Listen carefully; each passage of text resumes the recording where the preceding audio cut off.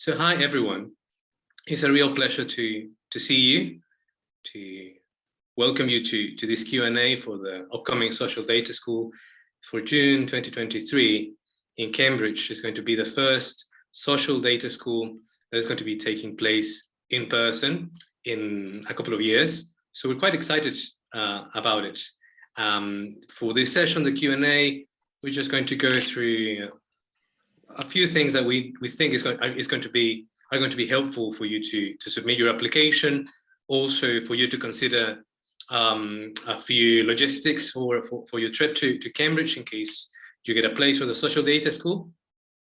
But we do hope that you find this Q&A session very helpful for these things. And just as Florence said, me and Anne, we're going to just go through all these things for the first part, explaining some of these things, and then we're gonna have some time for questions, for your questions. Feel free by any means to just stick your questions on the chat from now, and then we'll try to respond it later on, okay? In the Q&A session that is not going to be recorded. Now I'm just going to present, I'm just gonna have some slides over there. I hope you can see my screen right now. So that's the Social Data School, 26th to the 30th of June 2023. Our first Social Data School in person in a couple of years. This is what we're going to be touching upon. So just a brief introduction about the data schools, then the Social Data School in particular. I'm just going to explain a little bit of the content that we're going to have as well, that is pretty much confirmed. The description, we're going to have later on a description of a module by Anne Alexander. That module is Machine Learning Systems, a Critical Introduction. It's just one out of many others. Later, logistics about visiting Cambridge. And we're going to finish with your questions and hopefully with our answers to those questions. Wrap it up, and yeah, hope this is going to be useful for you. Okay. So just as an introduction then, a little bit of the background of the data schools and what we do, right? So that you know what our objectives are. So we are trying to democratize, to put research tools and techniques, methods for digital research, digital data collection into the hands of researchers, the general public, with the aim of having reports or academic papers that have some sort of impact in the public interest. So some of these research methods and tools are being taught by our teachers, but also discussed among the participants. We also like to foster the development of ethical practices in digital research. So not everything is practice. It is also a critical analysis and kind of a study of these practices as well in detail, ethical practices included. We encourage as well the dialogue between academia, civil society, the public sector, and the industry about social, ethical, and policy implications of digital research methods. So as you can see from this point, we are not necessarily solely focusing on academic things. So we do like to have this kind of public interest, this impact in the public interest by reaching people from outside academia. So we do encourage people in the media organizations, people in journalism, NGOs, and other fields to apply. We provide practical instruction, and we also try to promote knowledge exchange across sectors and disciplines. So we hope that you find that in the data school, right? Now, in particular about the Social Data School, it is an application-only intensive teaching program that in this case is going to run for 1 week. It is structured around the life cycle of a digital research project, from the collection of data to the analysis of data, and later on to the presentation or visualization of this data in the form of projects, which can be an academic paper or an investigative journalism piece and other outputs.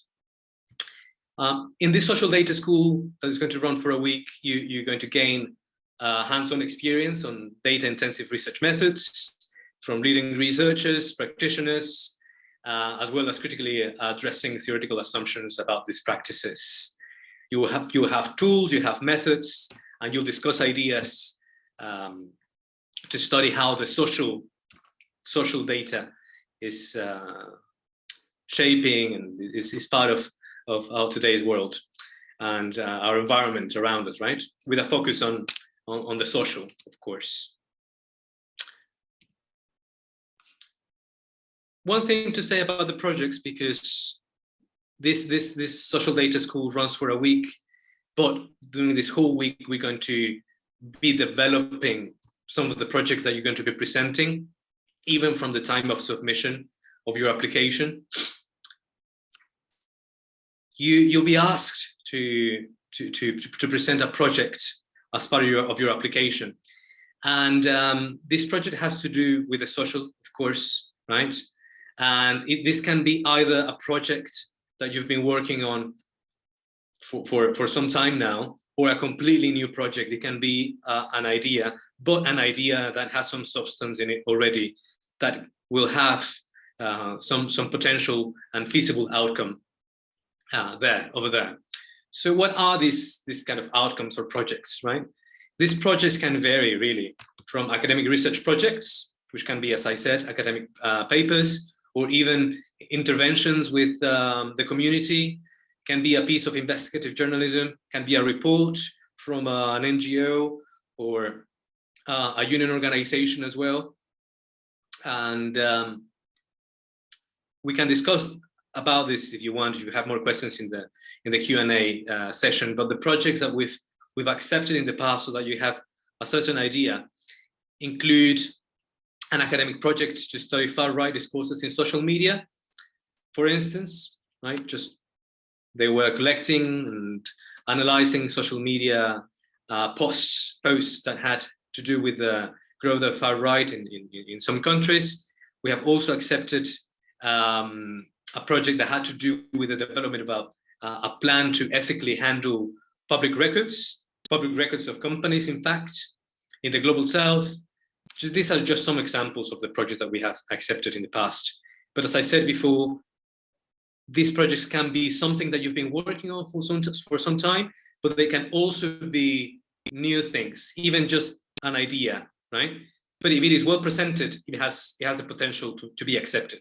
What we want is a project that is well thought, that has the potential to have an impact in the public interest outside academia, that for sure, and can be tackled with some of the tools and methods that we'll be teaching. Right, that's kind of the rationale behind it. And also, as mentioned before, you're going to be working with your project during this whole week, during these 5 days of the data school. I hope that's clear. Right. Now, who should apply? Right. Everyone is welcome to the social data school. Right. People who are in academia, people who are in journalism or marketing or NGOs, people doing activism, people who are part of trade union organizations, civil society organizations. We've had people from also some institutions, some government institutions as well, studying social issues. So they are also welcome to apply. So anyone who works with social data is welcome to apply, really.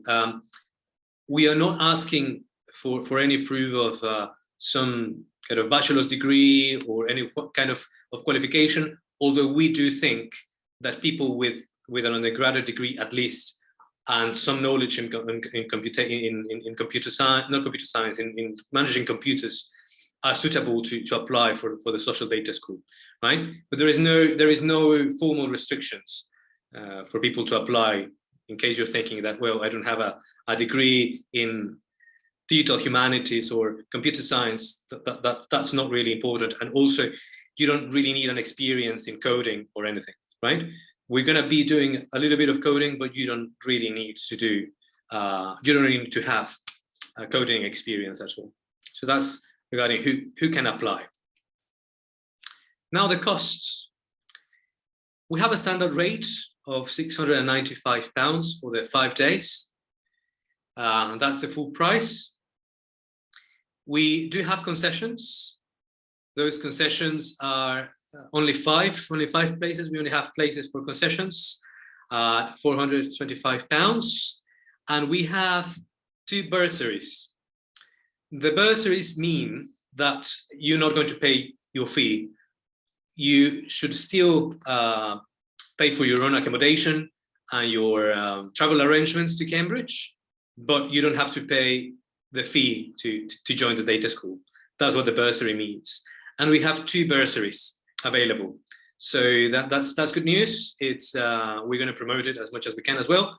But also, these bursaries are becoming quite popular, as well as the concessions, actually.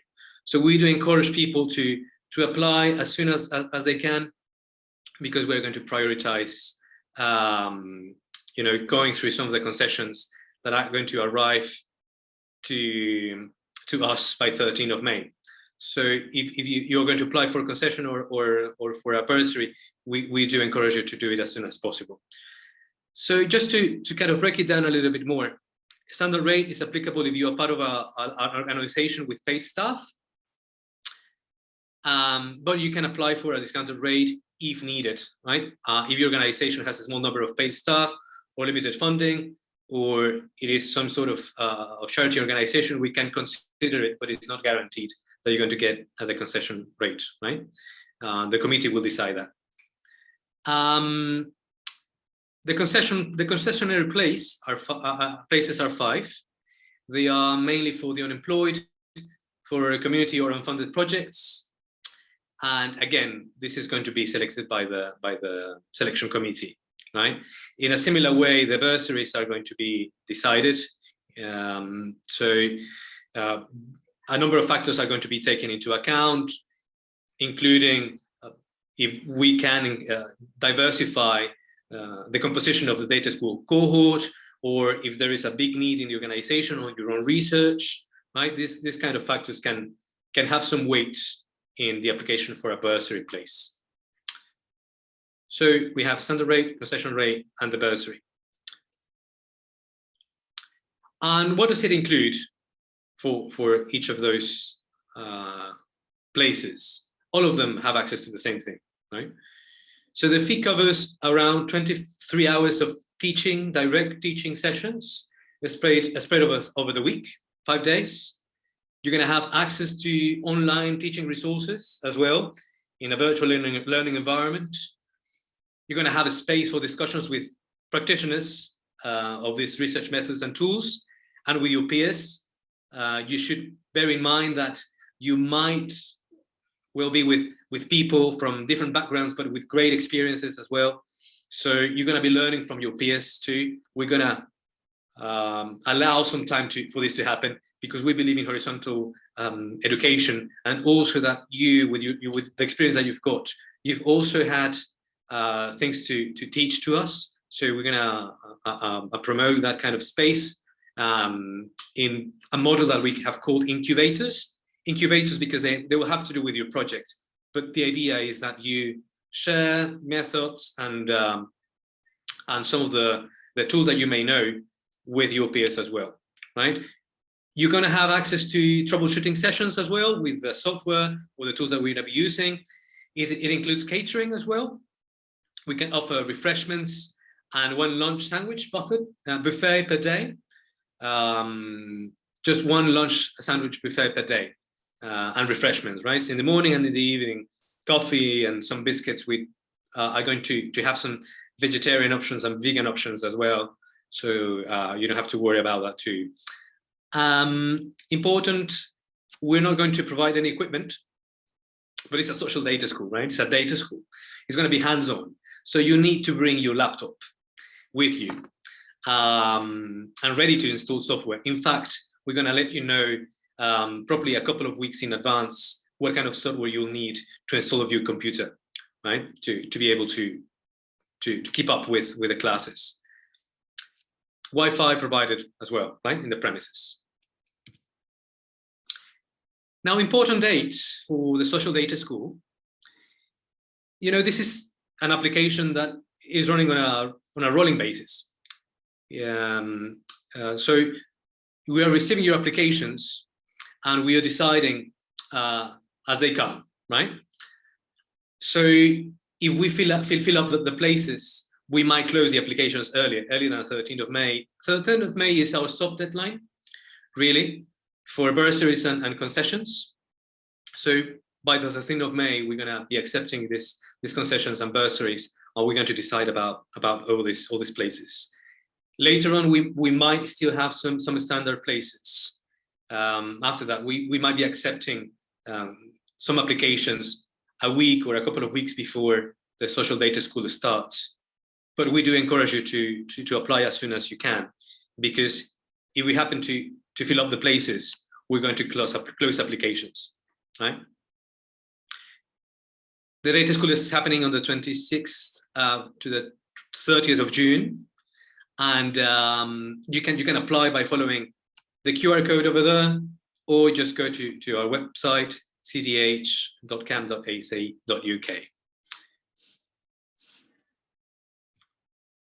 And just a little bit about the content. I'm just going to go quickly through this. Some of the sessions that you're going to be having, and this program can change. We're gonna have a few keynotes for you. We're gonna have Edgar Gomez-Cruz talking about decentering knowledge. That's kind of a lecture mainly. We're gonna have Jacopo Taviani from Code for Africa talking to us about digital cartography. We are actually going to have a workshop with him, telling us how he does maps. It's going to be a very hands-on session, a very interesting one, I am sure. We're going to have this session with machine learning systems, a critical introduction with Anne. We're going to have a session on geolocation and open source investigations with the Digital Verification Corps at Cambridge University in association with Amnesty International. We're going to have a session on basic automations for investigations. It's just an introduction on very basic automations that you can use for your own research. We're going to have a session with Hugo Leal about social network analysis with digital data. We're going to be learning how to use a software called Gafi and how to create analysis of social networks, diagrams. We're going to have a session on critical approaches to visualization as well. You see, we're approaching the end of the cycle of the data project cycle, as it were. And we're going to have a workshop on, that's the second part of the workshop on social network analysis, sorry. But we're going to have a session on data protection and surveillance in a network world that will touch upon data protection in general, which has to do with social media, but also with artificial intelligence. Jennifer Kopp from Cambridge is going to help us with that session. And later on, we're going to have a session with Sofia Stevanovic on investigating with AI in the community. She's going to talk to us about the case that she's been working on in Eastern Europe. And of course, you've seen the incubators kind of spread around, which is the time that you've got to work on your own projects, actually with the help of some of the lecturers and the teachers from the data school. And that's pretty much the content. Although I was saying this might change, but today we're going to upload this program actually, so you can explore it a bit better. A program that we've just finalized with all the times. I hope you can see it, and the people who are going to teach it as well. Later on, you're going to be seeing also the description of the module. Some of the descriptions are already on the website, but this is going to be all of it. But today or tomorrow, this is going to be there, right? And you can see a little bit more about the teachers. Just to talk about the teaching team, Anne Alexander, he is around. Dr. Hugo Leal, he is also from CDH. I mentioned Jacopo Taviani, Sofia Stevanovic, people from the Digital Verification Corps. We're going to have Edgar Gomez-Cruz from the University of Texas in Austin, myself also teaching. So I hope that you'll find the interactions with these practitioners and teachers helpful, of course. Just quickly, the requirements, as I was saying, bring your laptop. This that I've put over here on the slides are just the very basic things that we're going to be using for the data school, some of the software that we're going to be using: Open Refine, Gaphy, Flourish. We're going to be using a Google account, so make sure that you have one. We're going to be needing access to Google Apps script. We can talk about that later on the Q&A if you want, and you will receive, if you are accepted into the data school, you're going to receive a document with the specifications about this software, some extra software that you're going to need. Good to have a GitHub account as well, and maybe more software, but this is the minimum that we're going to employ. And I'm just going to stop talking right now. Just going to hand over to Anne, who's actually going to talk to us just a little bit about her module on machine learning. So Anne, would you mind talking about it? Yes, thanks. So thanks, Irving, for the introduction, and nice to meet everybody. I'm just going to give you a very brief overview of some of the approaches really that we're taking in the module that I'm going to be teaching in the data school. I'm actually teaching two sessions, the first of which is on machine learning systems, a critical introduction. Now, basically, this is an introduction to how machine learning systems work, why they don't work, what are some of the problems with them. It's a non-technical introduction. It doesn't require any knowledge of coding, but it will have some hands-on exercises that will hopefully illustrate some of the points that I make. I'm going to be introducing you to some of the issues that arise and some of the applications that machine learning is used for in relation to working with texts, whether that's analyzing text, but also generating text. Probably I'm sure people will be very well aware of the hype around new language models like ChatGPT, which builds on a whole series of so-called large language transformer models in the last few years that have really quite accelerated the development of automated text generation in such a way that is now having quite major impacts on some areas, some sectors and professions, including in fact in universities, where in many cases academics are scrambling to keep up with the impacts of people generating answers to essays with automated software. We'll also look at images as well, and machine vision systems. And again, this links in with the work that you'll be doing in other parts of the data school. So for example, we will look critically at how machine vision systems work, trying to understand the architecture of those systems, but also understanding the sources of bias that will affect machine vision systems, and how when you use these kinds of tools and systems, not necessarily building them yourselves, which is unlikely, to be honest, that's where you're going to go with it. It's more likely that you might be working in a team with others who are applying it, or even more likely working with third-party commercially driven systems that apply these apply machine learning to problems to you as a service or for a fee. One of the reasons for offering this module in the data school, though, is to give you an understanding critically of what can go wrong with these systems, and how, when they're applied in contexts as varied as, for example, facial recognition, in border and law and order enforcement, in spam filters, or in so-called robot journalism, or other forms of automated writing. What can be the societal and political impacts. And as I said, it's a mixture of both theoretical overview and hands-on practical exercises, but there is no prerequisites in terms of knowledge of programming. The software requirements are also all things that will run in your browser. You will need to have a GitHub account for one of the exercises that we'll do around machine vision. You can set that up for free. And you'll also need a Google account. Again, you can set that up for free if you don't have one. We'll be using Google Colab, which is an online environment for you to run code. And that works in Google Drive. So again, if you have an existing Google account, you can use that, or you can set one up for the purposes of the school.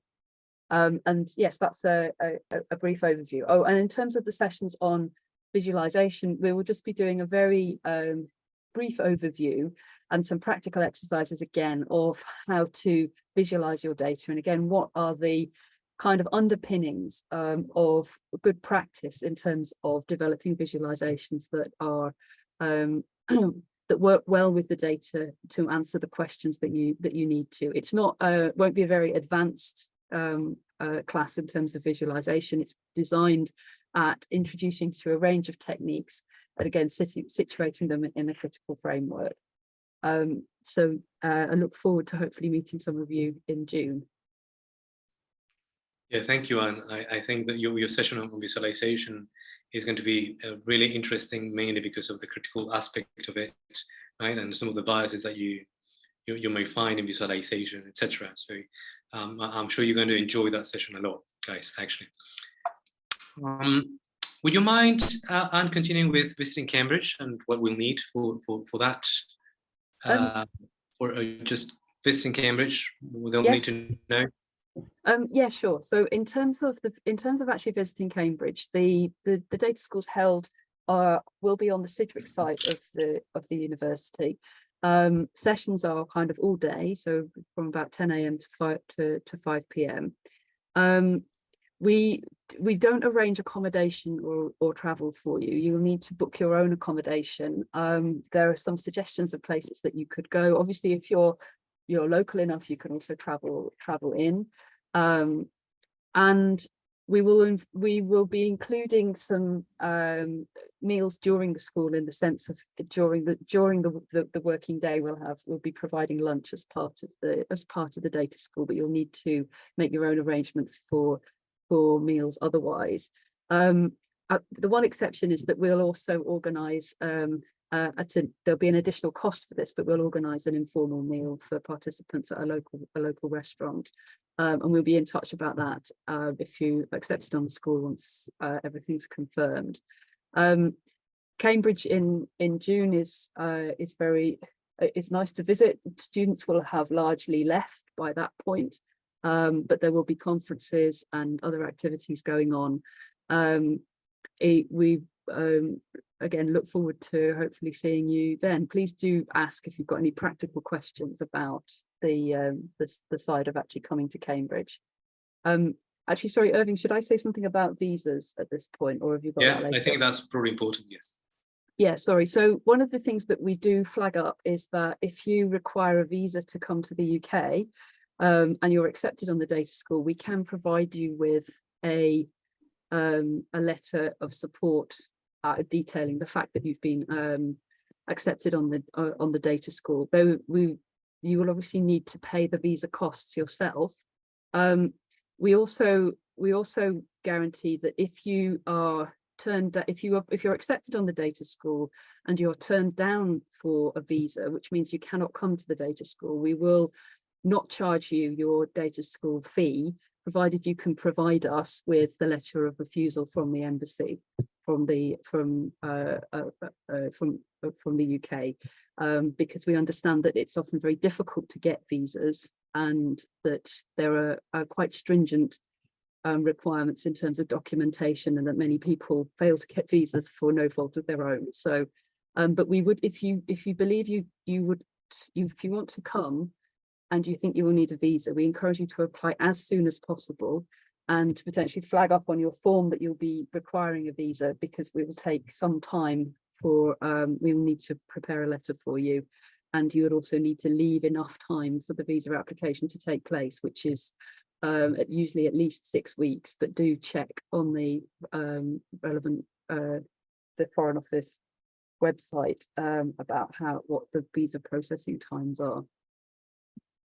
Yeah, thank you. And I think that's an important point. Also, another reason why you should apply as soon as possible, because you would like to, if you need a visa, you really need to get the acceptance as soon as possible, right? Just a place guaranteed. So that's another thing that you need to bear in mind. And yeah, another thing that is not included in the price, and we're not organizing this, we're not organizing punting. So if you want to do something like that, it's going to be by yourself, right? And I think we're going to finish with contact details. So just feel free really to reach Florence, who started this call, or myself as a convener of the data school. Just reach us via email or social media as well, in case you have any questions. And of course, you're going to stay for the Q&A. So if you have any questions there, please do. Unless I'm forgetting anything else, Anne or Florence, do you think? No? If not, just remind you, the Social Data School is taking place from the 26th to the 30th of June. Apply as soon as possible. Our soft deadline is 13th May, right? So apply as soon as possible. You can follow the QR code or go to our website, Cambridge Digital Humanities. So thank you. And I think we're going to be stopping the recording there.